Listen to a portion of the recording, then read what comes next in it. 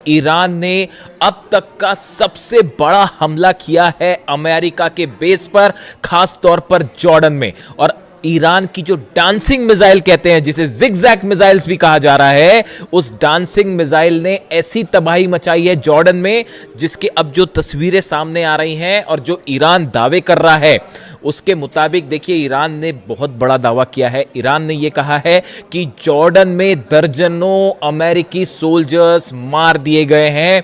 यह बहुत बड़ा दावा है कि कई अमेरिकी सोल्जर्स जो हैं, सैनिक जो हैं, वो मार दिए गए हैं। इसके अलावा अमेरिका के C-17 ट्रांसपोर्ट प्लेन्स गिर चुके हैं, P-8 एयरक्राफ्ट जो है वो जल चुका है, और सबसे बड़ी बात, ब्लैक हॉक हेलीकॉप्टर्स की एक पूरी यूनिट जो है वो इस बेस पर तबाह हो गई है। देखिए, ये बहुत बड़ी क्लेम है जो ईरान कर रहा है, जो दावे है ईरान कर रहा है।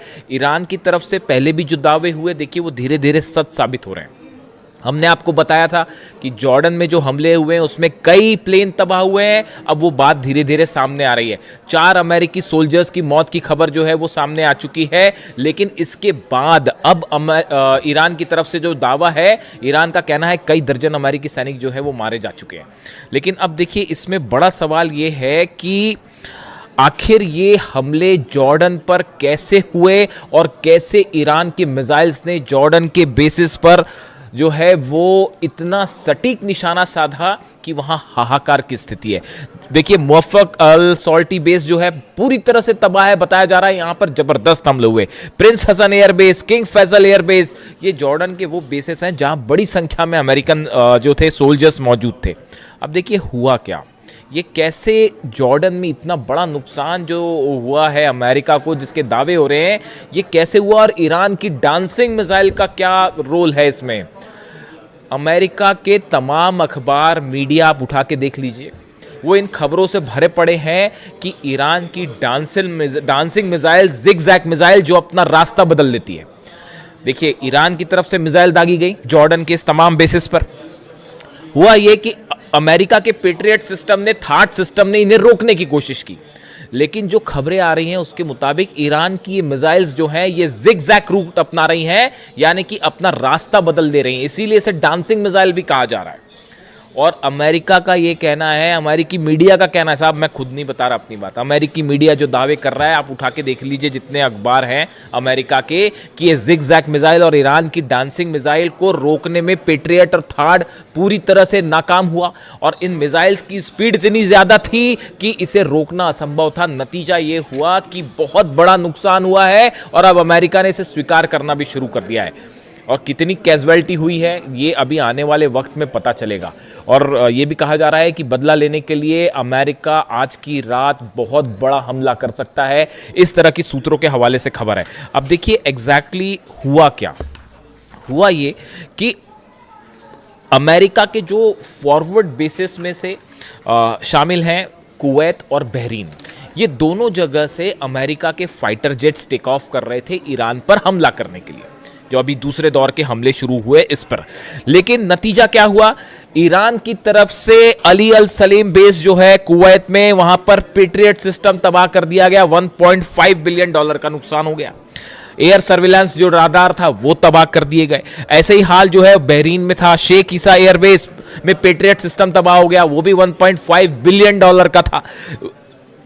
सवाल ये था कि अब ये हमले जो है, जब ये फॉरवर्ड बेसिस पर नहीं रोके जा रहे थे, तो यहां मौजूद जितने F-35 जेट्स थे, F-18 जेट्स यहां पे खड़े हुए थे बहरीन में और कुवैत में, इन सब पर खतरा मंडरा रहा था।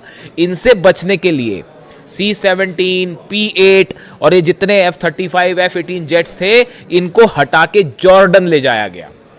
इनको हटा के जॉर्डन ले जाया गया। जॉर्डन से ईरान की दूरी ज़्यादा है बजाय कुवैत के और बहरीन के। तो इन हालात में इनको जॉर्डन ले जाया गया। अब जॉर्डन जो है वो मुख्य सेंटर बन गया ईरान के अगेंस्ट हमलों का, और जितने जेट्स टेक ऑफ कर रहे थे वो जॉर्डन से टेक ऑफ कर रहे थे। और जो अलग अलग हमले हुए, खासतौर पर ईरान की ब्रिज पर हमले हुए, टनल्स पर हमले हुए और एनर्जी सेंटर्स पर हमले हुए, उसका नतीजा ये था कि ईरान ने पलटवार शुरू किया। और सबसे बड़ा जो टर्निंग पॉइंट था वो ईरान शहर में जो ईरान के सैनिकों पर हमला किया गया, वहाँ से ईरान की सेना का गुस्सा भड़क गया और अब निशाने पर आ गए जॉर्डन के बेसिस। यानी बहरीन और कुवैत से बड़े हमले शुरू हो गए जॉर्डन पे।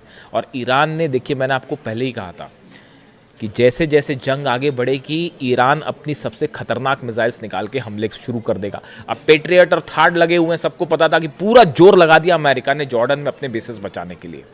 लेकिन हुआ क्या, ईरान की तरफ से डांसिंग मिसाइल्स फायर कर दी गई और उन बेस को तबाह कर दिया गया। अब अमेरिका हैरान, अमेरिका के जितने एक्सपर्ट्स थे वो हैरान कि भाई ये हमले हो कैसे गए, ये जिगजैग मिसाइल्स कहाँ से आ गई।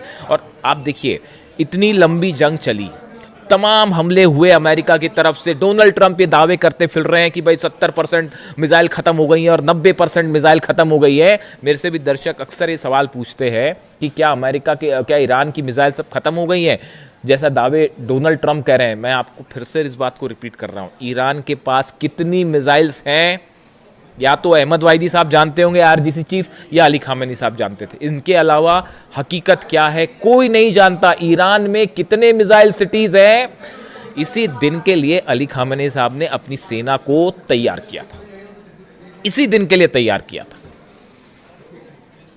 और उसका नतीजा देखिए, आज दुनिया की सबसे बड़ी ताकतें जो हैं वो ईरान के सामने घुटनों पर हैं, अपने बेसिस नहीं बचा पा रहे, खाड़ी देश जल रहे हैं और सिर्फ आप जो है कुछ नहीं कर सकते, हेल्पलेस स्थिति में खड़े।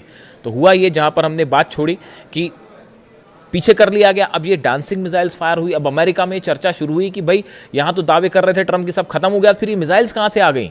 तो अब वो एक नई थ्योरी लगाई गई कि भाई ये मिसाइल्स जो है रूस ने दी हैं, ये मिसाइल्स जो है वो चाइना ने दी है, मिसाइल की टेक्नोलॉजी चाइना ने दी है। मेरे से भी कई लोगों ने इस बारे में सवाल पूछा कि जो खबरें छप रही हैं अमेरिका में कि रूस और चीन मिसाइल दे रहा है और उसके ज़रिए ईरान हमले कर रहा है, आपकी क्या राय है? आप मेरी राय सुन लीजिए, मैं क्या कर रहा हूँ। ईरान को मिसाइल टेक्नोलॉजी में किसी की मदद लेने की ज़रूरत नहीं है। आप अगर ईरान के मिसाइल प्रोग्राम को देखें, ये कोई आज 6 महीने और 1 साल भर का प्रोग्राम नहीं है, ये बड़े समय से चल रहा है। और देखिए लगातार ईरान ने, मैंने पहले ही आपको एक कहना शुरू कर दिया था कि जितनी मिसाइल्स ईरान के पास हो, चाहे सेजिल हो, चाहे खुर्रम शहर हो, चाहे फतह 110 हो, फतह 2 भी कहते हैं, ये सब मिसाइल के एडवांस वर्जन जो है वो आने शुरू हो गए, उन पर लगातार काम शुरू हो गया। और नतीजा ये है कि अब ये एडवांस वर्जन निकल के आ रहे हैं तो अमेरिका के हाथ पांव फूल गए और वो ये कह रहे हैं कि साहब ये तो रूस ने दे दिया। बिल्कुल ऐसा नहीं है। ईरान की जो मिसाइल्स हैं वो ईरान ने खुद डेवलप किए हैं। देखिए सैटेलाइट से मदद करना एक अलग बात है, ये वो बात सही है कि हो सकता है रूस और चीन के सैटेलाइट्स, कई एक्सपर्ट्स बताते हैं कि रूस और चीन के सैटेलाइट जो है वो मदद कर रहे हैं, रडार सिस्टम के जरिए मदद किया जा रहा है, जीपीएस के जरिए मदद किया जा रहा है, वो एक अलग बात है। लेकिन ये जो मिसाइल टेक्नोलॉजी और स्पीड, इस पर लगातार ईरान काम कर रहा है और सेल्फ रिलायंट है, किसी की ज़रूरत नहीं है ईरान को मिसाइल के मामले में। तो इन खबरों का मेरे हिसाब से कोई बड़ा आधार नहीं है कि ये मिसाइल्स पुतिन ने दे दी हैं या चीन ने दे दी हैं, ऐसा कुछ नहीं है। देखिए आप रडार्स दे सकते हैं, सैटेलाइट से नेविगेशन में मदद कर सकते हैं, वहाँ तक एक बात अलग है। अब नतीजा ये हुआ कि जब ये मिसाइल्स फायर की गई तो पूरा का पूरा अमेरिकी सेना इस बात को लेकर हैरान थी कि इतनी जल्दी इतनी स्पीड से, अगर आप मैक 4 से मैक 11 के बीच में, यानी आवाज़ से 5 से 11 गुना के बीच की रफ्तार से मिसाइल्स बरस रही हैं, उसको कैसे कोई पेट्रियट सिस्टम रोक पाएगा। और नतीजा ये हुआ कि कई जगह जो है वो पेट्रियट सिस्टम जहां लगे थे उनके ठीक ऊपर मिसाइल्स गिरी हैं, थार्ड सिस्टम जहां लगे थे उसके ठीक ऊपर मिसाइल्स गिरी हैं। और इसीलिए जंग का जो मुख्य केंद्र है वो अचानक से जॉर्डन हो गया। मतलब ऐसा लग रहा है कि ईरान और जॉर्डन की लड़ाई चल रही है। और वो तस्वीरें जो आ रही हैं, देखिए तस्वीरें वायरल हो जाती हैं। जॉर्डन में जो लोग हैं, मैं एक वीडियो देख रहा था, उसमें बड़े हैरान करने वाली बात थी कि जॉर्डन के कुछ लोग खड़े हुए हैं, उसमें एक शख्स वीडियो बना रहा है, ईरान की तरफ से मिसाइल्स फायर की जा रही हैं, जॉर्डन पर मिसाइल गिर रही हैं, और वो इस बात की खुशी जता रहा था कि ईरान की मिसाइल्स जो अमेरिका की बेस पर गिर रही हैं। ये जॉर्डन का शख्स जो है, जॉर्डन के लोग उसमें खुशी मना रहे थे, ईरान के साथ खड़े दिखाई दे रहे थे। देखिए ये सब अधिकांश खाड़ी देशों का ये हाल है। आज भी हकीकत ये है कि अगर आप एक जनमत संग्रह करा लें, प्लेबिसाइड करवा लें कि खाड़ी देशों में जो अरब देश हैं उनकी जनता क्या चाहती है, मेजॉरिटी जनता जो है वो ईरान के साथ खड़ी है साहब। उन सबको इन बात की तकलीफ है कि अली खामेनी साहब को असैसिनेट किया गया। लीडरशिप जो है खाड़ी देशों की वो अमेरिका के साथ हो सकती है, लेकिन जो आम जनता की राय है, जो जैसा कि सोशल मीडिया पे ट्रेंड करता है, जो उससे देख के जो अंदाज़ा लगता है वो ये लगता है कि बाय एंड लार्ज जो अरब देश है, इसकी जो आम जनता है वो अब भी ईरान के साथ खड़ी है। सब देख रहे हैं कि बड़ी बड़ी ताकतें मिलकर ईरान को झुकाने की कोशिश कर रही है। ईरान अपने दम पे न सिर्फ लड़ रहा है बल्कि मुंह तोड़ जवाब दे रहा है साहब। तो हकीकत यह है कि जॉर्डन जो है वो और देखिए ब्लैक हॉक यूनिट को लेकर बड़ी जो जहाँ पर देखिए जो डिस्ट्रक्शन हुआ है, जो ईरान की तरफ से दावे आए, बड़े स्पेसिफिक दावे हैं वो। एक तो ईरान की तरफ से कहा गया है Islamic Revolutionary Guard Corps says it launched ballistic missile at US C-17 transport plane and P-8 aircraft at Aqaba airport in Jordan, claiming several were heavily damaged, कई डैमेज हो गए, ये एक क्लेम था। दूसरा क्लेम आया कि जो ब्लैक हॉक हेलीकॉप्टर्स हैं अमेरिका के, जो कई जगह ऑपरेशन में इस्तेमाल होते हैं, खासतौर पर मिलिट्री ऑपरेशन में। अब ये भी बड़ी गौर करने की बात है। मैं कल सुबह आपको एक बड़ा खुलासा करूंगा, कल सुबह कोशिश करूंगा जल्दी वीडियो ले आऊं आपके लिए। सुबह ये खबरें आ रही हैं कि जो ब्लैक हॉक हेलीकॉप्टर्स हैं, देखिए इनका इस्तेमाल ग्राउंड ऑपरेशन के लिए बहुत ज़्यादा किया जाता है। ग्राउंड ऑपरेशन के पहले या ग्राउंड ऑपरेशन के दौरान सोल्जर्स को नीचे उतारने पर, ग्राउंड ऑपरेशन के पहले स्ट्राइक्स करने पे, इसमें बहुत ज़्यादा इस्तेमाल होता है ब्लैक हॉक हेलीकॉप्टर्स का। जॉर्डन में बड़ी संख्या में ब्लैक हॉक हेलीकॉप्टर्स मौजूद थे, जो इस ओर इशारा कर रहे हैं कि ग्राउंड ऑपरेशन की तैयारी है। ये बात ईरान अच्छी तरह से समझ रहा है। नतीजा ये हुआ, डांसिंग मिसाइल्स ने ब्लैक हॉक का डांस करवा दिया साहब। और वो जो है बड़ी संख्या में ब्लैक हॉक हेलीकॉप्टर्स जॉर्डन के बेसिस पर तबाह हुए हैं, ऐसे दावे ईरान कर रहा है। और ये जो स्ट्राइक्स हुई हैं, इस स्ट्राइक्स के बाद अब ये माना जा रहा है, देखिए बड़ा नुकसान है, सोल्जर्स मरे हैं, बेसिस तबाह हुए हैं।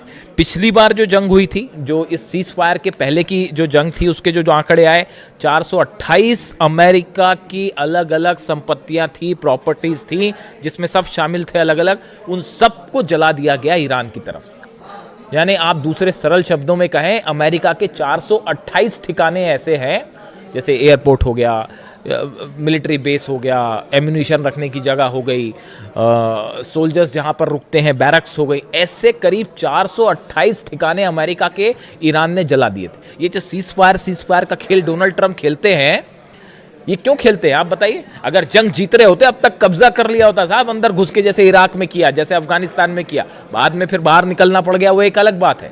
लेकिन अगर जीत रहे होते तो कहीं ये कतई बात नहीं करते डोनाल्ड ट्रंप, अमेरिका कतई बात नहीं करता। ये जो बार बार हो रहा है कि हाँ अब ईरान तैयार हो गया, अब बातचीत हो रही है, हकीकत ये है कि जब बुरी तरह से पिटते हैं तब इस तरह की बात करते हैं कि साहब सीज फायर कर लो।